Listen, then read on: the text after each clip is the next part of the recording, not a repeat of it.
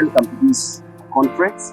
This is the one as we continue to expound the Word of God in this devotion. My name is Evangelist Peter, serving with the Presbyterian Church of East Africa in Legua Parish as an evangelist, and I am grateful to God for this opportunity to be able to connect with you as we expound on the Word of God.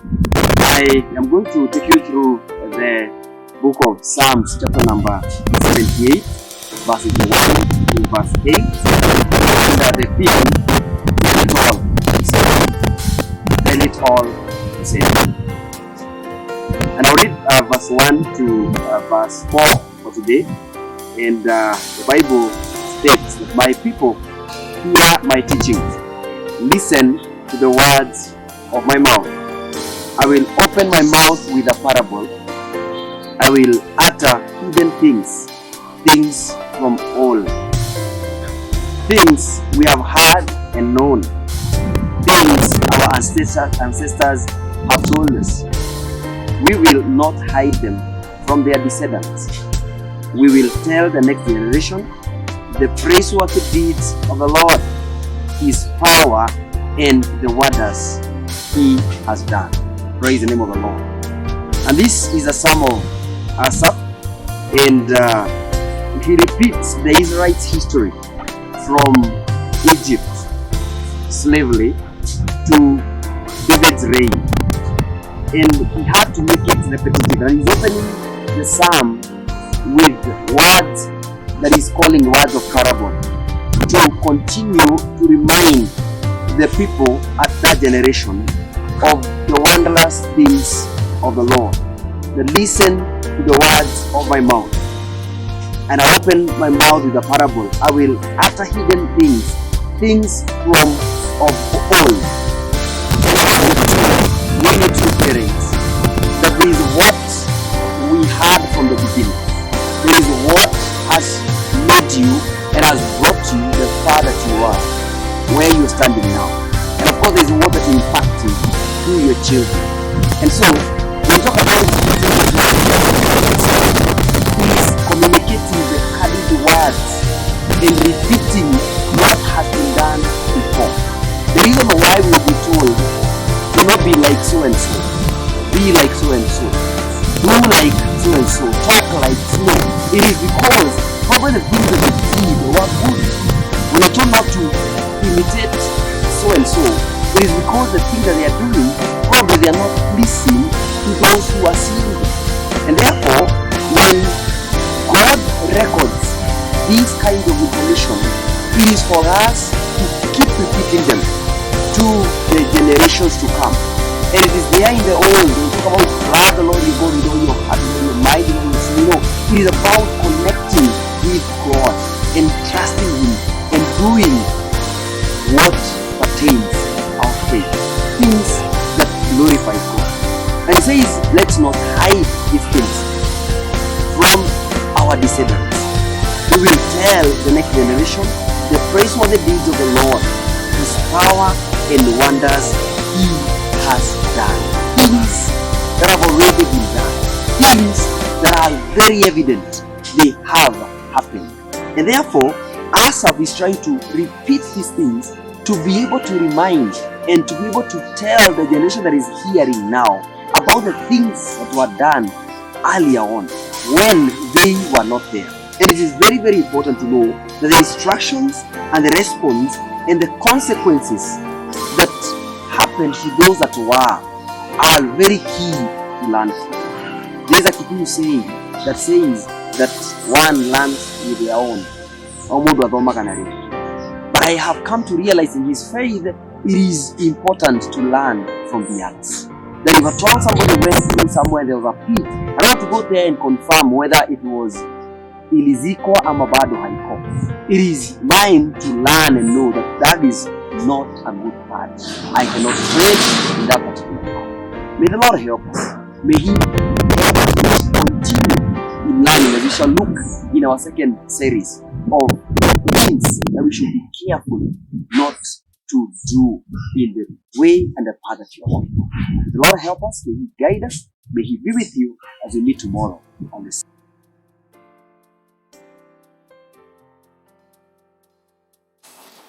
fellow parents, as we start this conference, I would want us to think about this verse just for a reminder from Psalm 78, from verse 1 to 8, and I'm reading from the NIV version. My people, hear my teaching. Listen to the words of my mouth.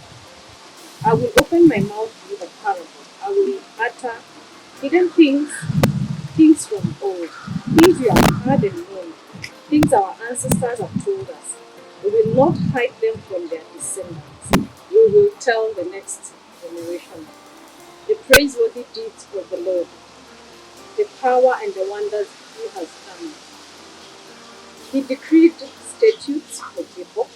He established the law in Israel, which he commanded our ancestors to teach our children, so that the next generation would do them, would know them, even the children yet to be born. And they in turn will tell their children. Then they will put their trust in God and would not forget his deeds. They would not be like their ancestors, a stubborn and rebellious generation whose hearts were not loyal to God, whose spirits were not faithful to him. So the theme of this conference is for us to teach the next generation, so that the next generation will not forget. In fact, the Bible admonishes us to teach their descendants, who will teach the next generation. So there is a cascade from one generation to the next. So my task in this conference is to discuss about discipline. Discipline. Parenting is not just about parenting. It's not just about raising children. It's not just about parenting. Parenting has several aspects. My assignment is to speak about discipline. And exactly what is discipline? Because we need to define what discipline is before we even speak about discipline. Discipline is in the definition of the dictionary, in two ways, either a noun or a verb. The practice, a noun is the practice. Define it as a practice of training people to obey rules or codes of behavior. So the verb is the action of training. The action of training. The action of training. So Proverbs 22 verse 6 is a famous verse we know, and it admonishes us parents, train up a child in the way they should go, and when they are older, they will not depart from it. That is a call. That is an assignment. That is an assignment that God has delegated to us as parents, to train up a child in the way that he should go, and when he's old, he will not depart from it. So you realize this assignment you have been given by God. It's like God has delegated to you this assignment. If you go to the book of Jeremiah, chapter 1, verse 5, God reminded Jeremiah that before he was formed in his mother's womb, God knew about him. That tells you it's a partnering assignment between you, the parent, and God. God has partnered with you, because before the child was born, before they were formed in your womb, before they came into being, God knew about them. So you have been specifically assigned that role of being a parent to that child. So discipline is an aspect of parenting. It is one area of parenting which we have defined as the practice of training. Training in how to obey the rules and the codes and codes of a certain behavior. And then how do we train our children? How do we train our children? But before we go to how we train our children in discipline, we will speak about why should we discipline? Why should we discipline? One of the reasons why we should discipline is because of love. Discipline is an act of love. And because our assignment to parent has been given to us by God, we get the template of parenting from God. So how does God also parent us? God also parents us with discipline. Hebrews chapter 12 verse 6 tells us that God disciplines us because He loves us. So if God did not love us, He will not discipline us. Likewise for you as a parent, because you love your child, you've got to discipline your child. It's a show of love. Just disciplining your child is a show of love. Exactly how God does it is He shows us love by disciplining us. Also Proverbs 13:24 tells us, if you spare the rod, you hate your children. And those who love their children care enough to discipline. So you see, there's so much instruction in the Bible that is telling us discipline is a show of love. Discipline is an act of love.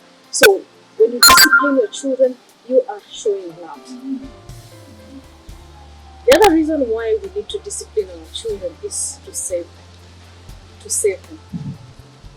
Proverbs chapter 19 verse 18 tells us, discipline your children while there is hope. Otherwise, you will ruin their lives. So you're saving your children. You do not want to ruin the life of your child by not disciplining them. So you're saving your child. You're saving them. You're disciplining them while there is hope. Also, Proverbs 23 verse 13 to 14 tells us, the rod will not kill your child. Instead, the rod will save them. And here, when we talk about the rod, I know in this season we are in, the rod has been discussed a lot about what has been going on in our school. The rod has been discussed a lot about being reinstated because it was removed. And we having a lot of debate about the rod. And I know the rod is being discussed a lot because there's a reason why it was removed.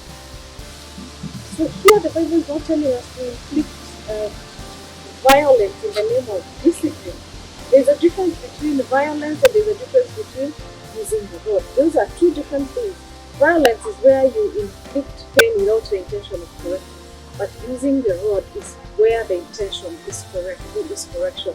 Because the rod and violence are two different things. The goal of the rod is what is our call here as a parent. The goal of the rod is to save your child, while there is hope. Because if you don't do that, you're going to ruin our children. And then the third reason why we need to discipline our children is to remove folly, to remove foolishness. The Bible tells us in Proverbs 22 verse 5 that a child's heart is full of foolishness, but physical discipline drives it out. We know there are things that our children do that are not very intelligent, and the purpose of the rod is actually to remove that foolishness, that cunningness that comes as a result of foolishness. So the Bible is admonishing us to use the rod, to use discipline to remove that foolishness, because we need our children not to be ruined by foolishness. When it is not removed, it will ruin them because of that foolishness. And we'll discuss a bit about this, the rod, and why we should use the rod. And this is where the rod is really has been discussed. It has become a point of reference.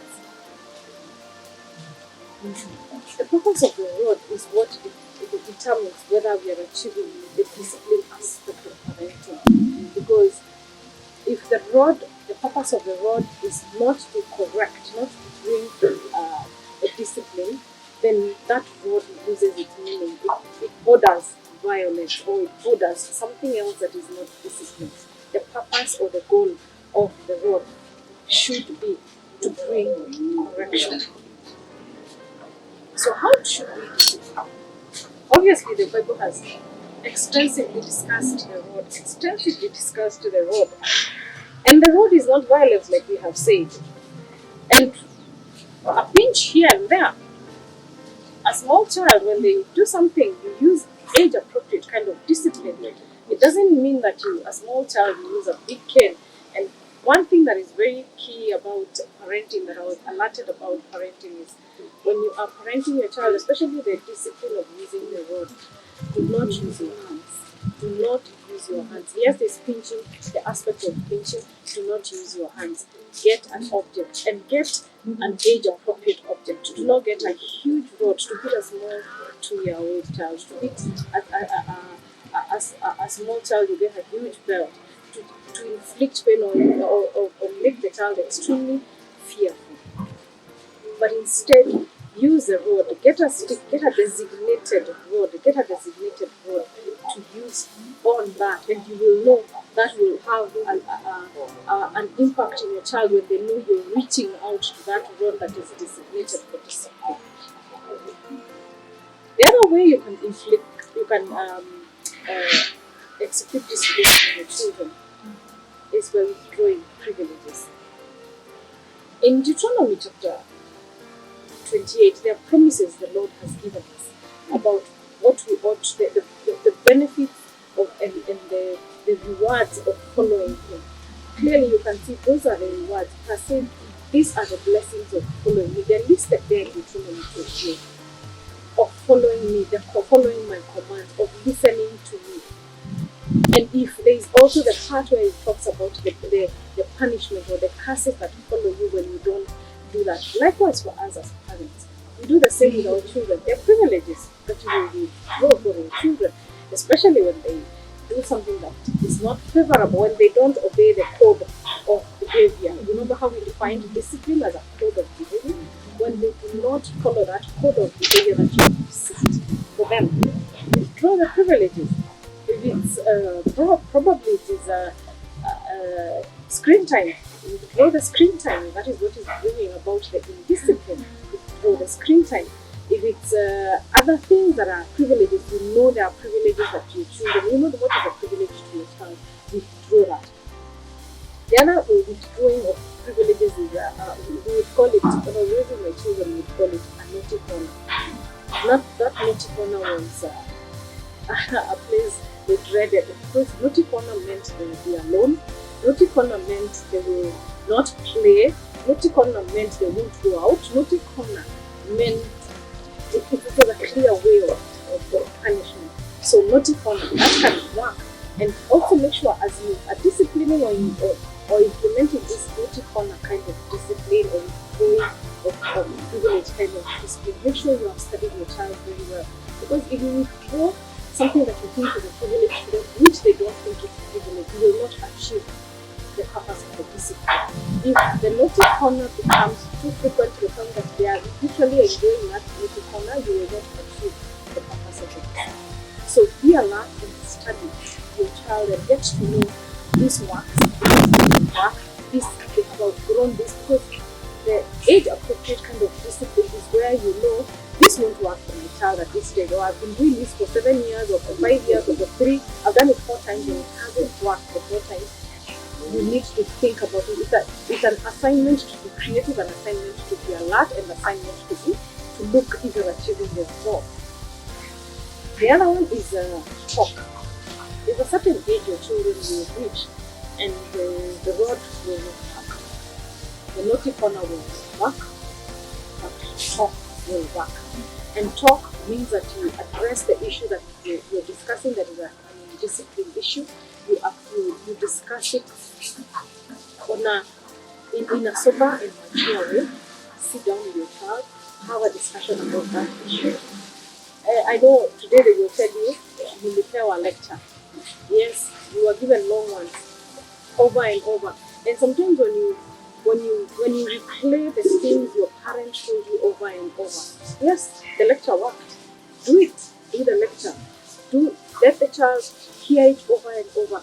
Don't get tired or think that I am sounding like a broken record. Go ahead, sound like a broken record. Say it over and over and over. It will ring in their head. Proverbs 22, verse 6, the one that we talked about, teach them the way they should go, and when they are grown, they will not depart from it. They will hear it ring. They will hear it ring as they are grown up. There are things my mother told me, there are things my father told me, and they say it over and over, and I thought, I'm talking to someone who's over and over. Today I hear them, and I know that one is it was a discipline that was being instilled instill on me. And some things I can't do because I was taught not to do it. They were said over and over. So there's that repeated saying, talk to your child. Because when they hit a certain age, teenage preaching, the rod won't work. The withdrawal privileges may work depending on your child and depending on what you define as a privilege and what your child also defines as a privilege. So talk and talk some more. And let us get to discipline our children by being present. By being present. Being present is how we get to know this is no longer a privilege to my child. They outgrew this. It won't work. It won't work. Even if you withdraw, they will not miss it anyway. So the discipline aspect of it will not work. And then the other idea I mentioned about the evil corner, they probably outgrew it, or it didn't even work in the first place. If you're alert and present, you will know at what point this is working. You will know at what point to inflict and to continue to administer, not inflict, to administer what kind of discipline measures that you need to do. Once again, I thank you for this opportunity, for this privilege to speak to us about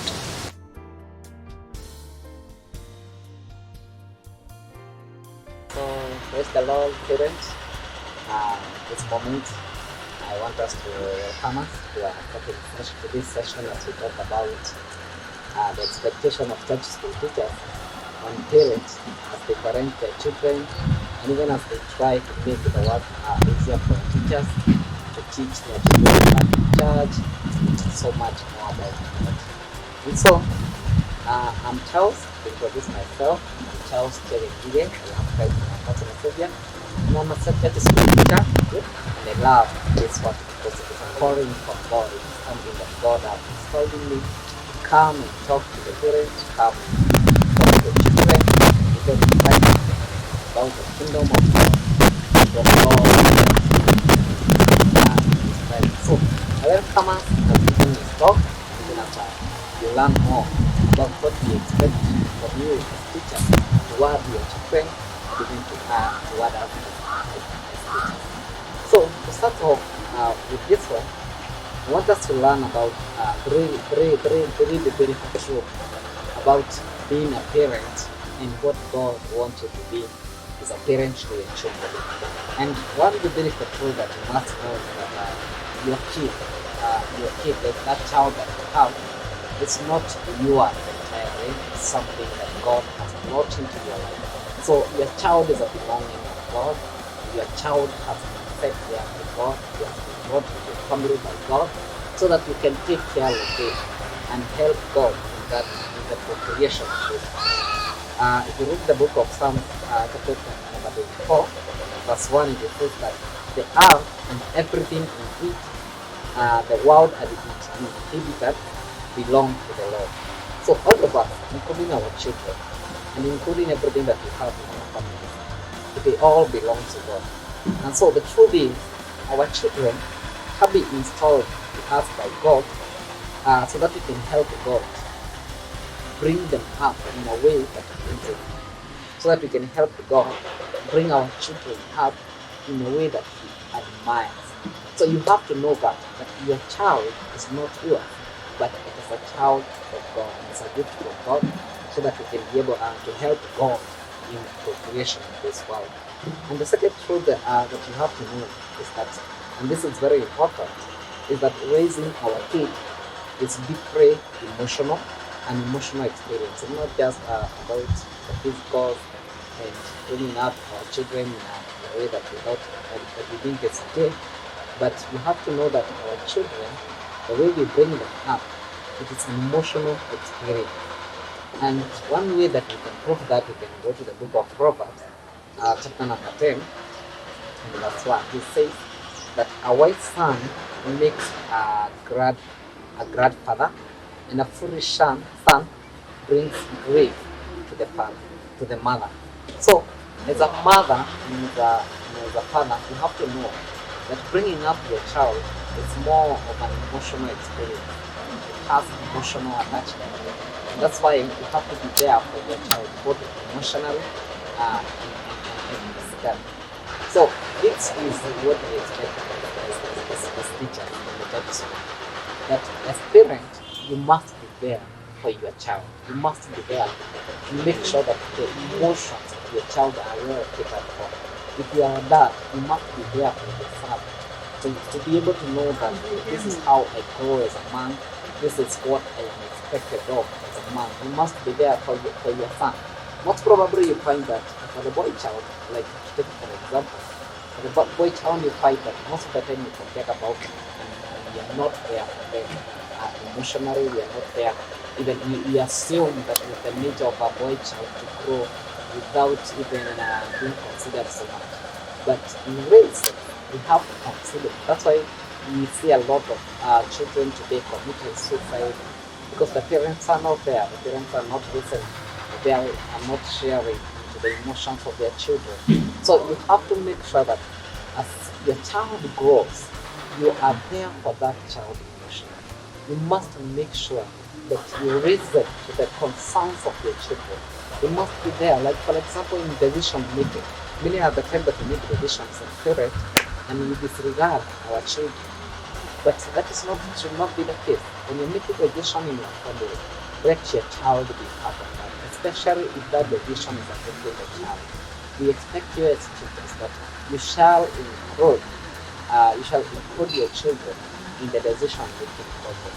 So when it comes to parents, you must realize that you must take care of the emotion of your child. If you take care of the emotion of your children, then you shall find that at most of the time they will be rebelling in a state because they also want to be held. But if you show them that they are a part, this is like the teamwork. In a family, you must have that teamwork because the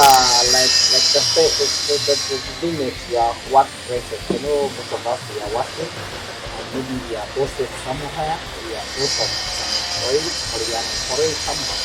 One character that you note is that when you include your staff or the members and when you are included in a position that makes them progress in a work, even in the church, in your district, when you're included in the decision making process, you take ownership of that decision and you find there is a rest resistance into that into the decision that was made as a district or as a group as large. And the same thing applies when we put them in our decision making process and we consider what their emotions in that circle. Before we make that decision, we make sure that their opinions, their feelings about the decision is included in that circle. Then they are less likely to rebel, especially for the teenagers. They are less likely to rebel against this and that because they feel the ownership. They have that ownership of the decision that they made as a family and even as a child. So it is always good to consider the feelings of our children. Let us not make it a thing that everything we do or everything they do it has to come from us. I know that's how most of us were raised as parents. As in our young age, that's how we were raised. Like our parents used to make all the decisions for us. But in this generation, we have to know that our children, they don't experience the same growth like the one you went through. And at the same time, you have to realize that we don't share the same strength that we can have. Some children can have more weaknesses than others. And as a child, when you're growing up, you might realize that you are more stronger than the children now today. So you have to make sure that you balance and make sure that your child grows in an environment where he or she feels his or her emotion are really to that point. So I want to give you an example. A few days ago, like a few weeks ago, there was this child in my church group. She had gone through a lot of difficulties. She had even gone through an abortion process. And her mom, because the mother is a single parent, her mom didn't even know that her daughter had gone through an abortion. But why? Because And when we listen to the girl, it happens that the mother is always restrictive. The mother is always never listening to the girl, and so the girl felt that telling the mother about her condition will just bring and make the matters worse. And so she talks to parents, to teachers instead of the parent herself. So this is how you make your children. If you don't, if they are not comfortable talking to you, they find that comfortable outside, that comfort outside, and they make it that make it difficult for them to grow even in their life. So make sure that your children can find you somehow approachable. They don't get it right. I have to talk to my uncle because my dad was reason. I have to talk to my aunt because my mom wasn't reason. I have to go out there to go to school teachers first because my mom will not understand me. So make sure that your children can be able to approach you and can be able to talk to you at any time and any moment of your time. And again, the third truth that you have to know as a parent is that parenting means it's all about letting go of situations, of experience. You also know that, like for example, when you're bringing up a 5-year-old child, it's not the same way you're bringing up a 10-year-old child. There are so many things that when a child is approaching the teenage age, they feel so much independent. They want to be independent. They want to make decisions or for themselves. Although most of the decisions they make are wrong, and that's why as a parent you have to be there. You have to realize that they want that kind of independence. They don't want to depend on you. They want to feel like adults, although they have not reached that age of adulthood. And if you don't understand that, there is high chance that you will always conflict with your child, especially when they are in teenage age, because they want to feel that independent. They want to be free from the parent. They want to make their own decisions. But if you deny them that chance, if you don't show them that you trust them, if you don't show them that they can make a decision for themselves, then there is a high chance that they will lose that ability to approach you. They will lose that comfort talking to you. But you have to embrace your child with joy. And that's why we are saying that parenting is all about knowing when to let go of a situation. The small child, the girl that you got as a parent, you always say, this is my princess, and this is the girl that I want to bring up. At the time that they get to teenage, they don't want so much to listen from you. They feel that you are old, you are outdated, you don't fit, they tell them so much about themselves. But you have to realize that you have to learn. You have to learn their way of defining things. How do they define situation? Like how do they feel about a situation in their life? If you fail to do that, there are high chances that you will not get to the with your child. So it's always advisable as a parent to know when to let go of a situation. Like how you treated this 5-year or age, 6-year age, 7 and 8. It will be different from that child itself. So you have to know when to adjust. You have to know how to talk to them. You're going to talk to them in a certain way, because the way you used to talk to her at 5 age, then it is not the same way you shall talk to her at 10 years old age. Because at 10, she wants to feel also that you appreciate her, you respect her, or you respect that boy. And if you talk to the same way you used to talk to him or her at 5 years age, then she will start losing the connection. She will start rebelling. So you have to learn the language of the child. You have to know and the dynamics of their life and how they are changing in the society. So you have to learn that as a parent. And also you have to, as they grow older, the rich teenage age, you have to know how to deal with them. You have to learn how to talk and how to give them the topic that matters in life. And with that, you will be able to help your child grow closer to you. The more you let go of the way you used to do things when he or she was younger, the better, because he or she gets to get closer to you and gets to learn more from you. So, lastly, I would like to talk about learning about the society. That's the one thing that you must learn as a parent. If you want to grow how to bring up the child. You must know the threats that are facing them outside that. Like it's for the teenagers, the teenagers have a good life. Very, very nice. The biggest problem we have right now is more of we really have a problem of more of teenagers. Yeah. Teenagers in this the kind of the music that they listen to. As a parent, you must make sure that you understand what does David of me, what does the readings mean, what kind of music can this or what is the message in that. You also have to learn. Sometimes learning even about the genre that they talk about. It's always important to know some of these words that they are using so that we make sure that if in their home state, your children cannot talk some language that you don't understand. Because if you don't understand the genre that they talk about, you sincerely you find them talking about some things and they're discussing you even inside the house. And it's like they are talking Chinese and you're talking Kikuyu and in between you don't understand Chinese. So they will talk anything about you and you will not understand.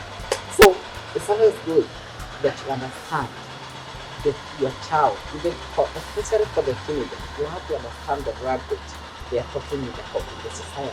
To be patient, you have to understand what some of these words mean in a real sense. What do they mean? Because you can be talking about something evil, or even something unacceptable, something that is immoral, and with their language you can't understand what they are saying. And if you don't understand what they are saying, then you will not be able to correct it. So it's always advisable to make sure that whatever your children are whatever they are talking about, whatever language they are using out there, that you understand that language really.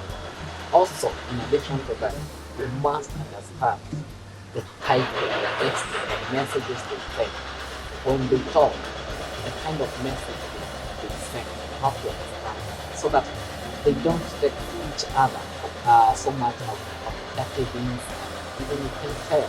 So you have to understand so that you can monitor the child. Of course, you don't have to put, you don't have to do so much of a monitor or civilian police with a child, but you have to make sure that you understand how they do their things, how they talk, how they think, so that you can also be able to understand the dynamics of which you're bringing up the child. If you fail to understand the dynamics of the 21st century children have been doing, if you stick to the 20th century, the 1990s, the 1980s, it is so different from what we are experiencing in the 2000s.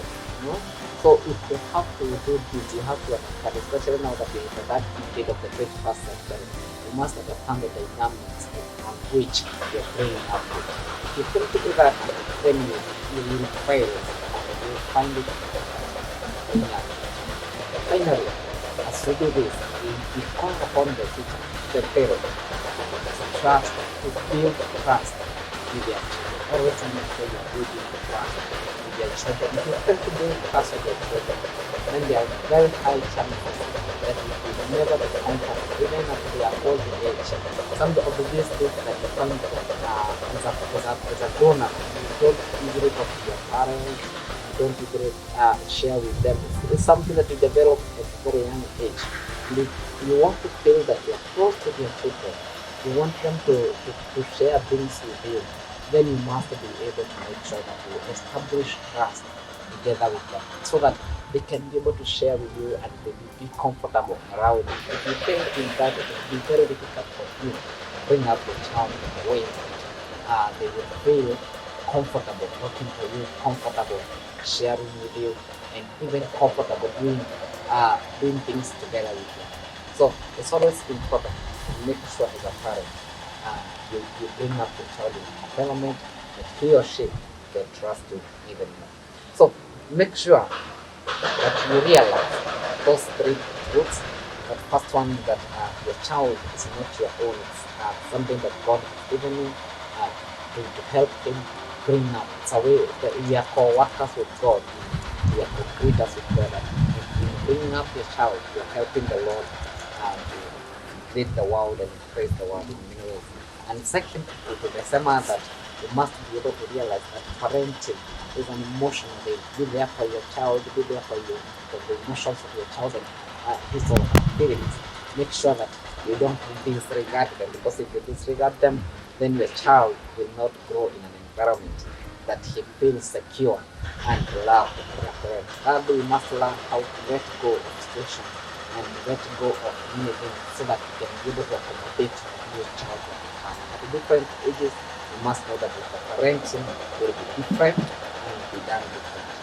And that's why we have said that we must learn the society and the context in which you're bringing up your child. If you fail to know the context of which you're bringing up your child, then you are likely to fail as a parent. And in summary, we have said that you must know how and when and how to bring up trust and how to build trust between you and your son and your mother.